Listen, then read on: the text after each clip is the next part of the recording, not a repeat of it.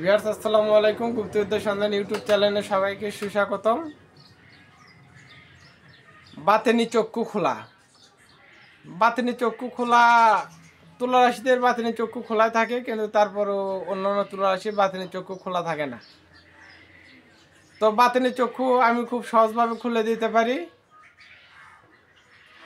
তো ওটা আমার কাছ থেকে হাদিয়ার মাধ্যমে নিতে হবে। আর যদি হাদিয়ার মাধ্যমে না নিতে চান তাহলে এই প্রসেসটা আপনাদের খাটাতে হবে। তো এটা হলো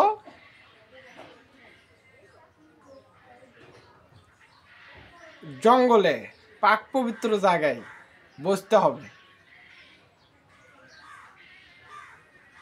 বসে বিসমিল্লাহির রহমানির রহিম 786 বার, ইয়া বাতিনু 1001 বার, ইয়া খাবিরু 1001 বার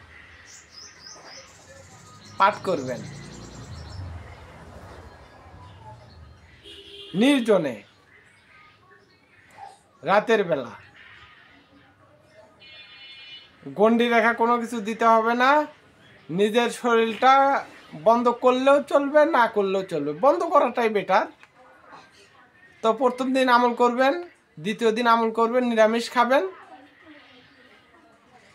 5 ওয়াক্ত নামাজ পড়বেন 7 দিন। 7 দিন পর আপনার একটা আগুনের গোলা আসবে, একটা আগুনের গোলা এরকম চিচির করে আপনার কাছে আগে আসবে।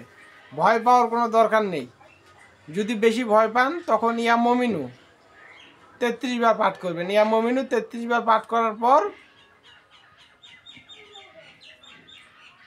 ওই আগুনটা আপনার কাছ থেকে দূরে চলে যাবে।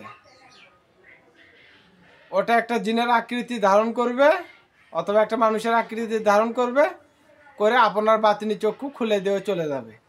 তখন আপনার আশেপাশে যত জিনভূত যা কিছু সব কিছু দেখতে পারবেন, বুঝতে পারবেন এবং তাদের কথাবার্তা শুনতে পারবেন।